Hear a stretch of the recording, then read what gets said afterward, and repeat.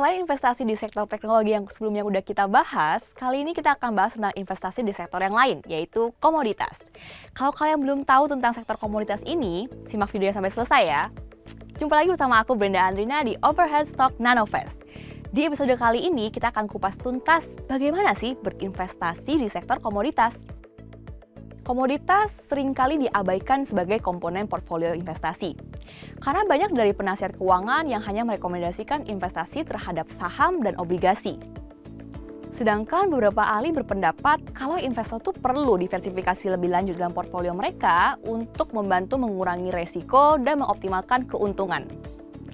Analisis fundamental sebagai sarana untuk memperoleh pertimbangan harga komoditas berdasarkan permintaan dan penawaran.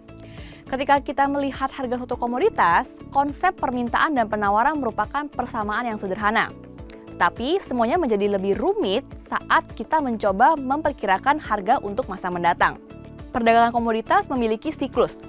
Terkadang pasokan komoditas tertentu seperti minyak atau emas akan langka, dan hal tersebut akan mendorong harga menjadi lebih tinggi. Sementara di waktu yang lain, pasokan komoditas tersedia terlalu banyak sehingga harga menjadi jatuh. Pergerakan harga komoditas dengan menggunakan analisis fundamental dapat dipecah menjadi rumus sederhana.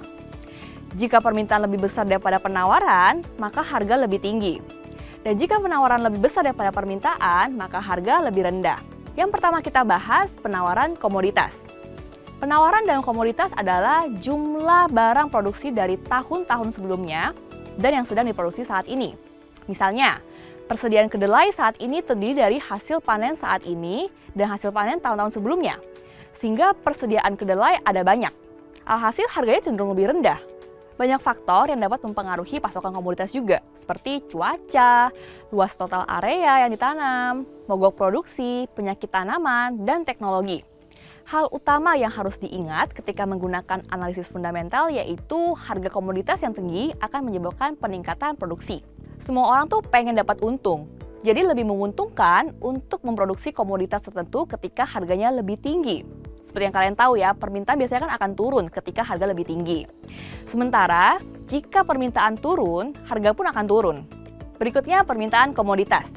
Permintaan barang adalah jumlah barang yang diminta pada berbagai kemungkinan tingkat harga dan dalam waktu tertentu.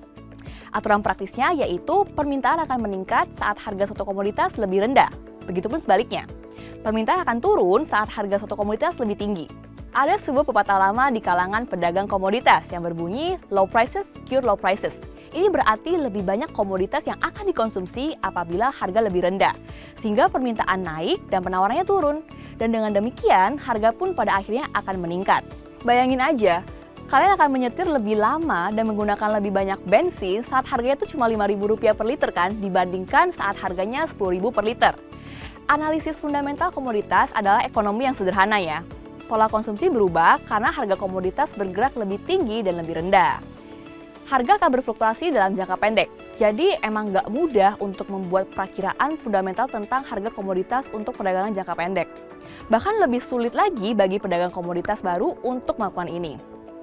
Kami merekomendasikan agar pedagang baru maupun pedagang yang sudah berpengalaman untuk menggunakan strategi jangka panjang saat menggunakan analisis fundamental dalam memperkirakan harga komoditas. Kalian harus mencari tren yang berkembang yang akan menyebabkan pergeseran faktor penawaran dan permintaan. Nah, itu tadi penjelasan bagaimana berinvestasi di sektor komoditas. Jadi sekarang gimana? Kalian udah tertarik belum buat investasi di sektor komoditas?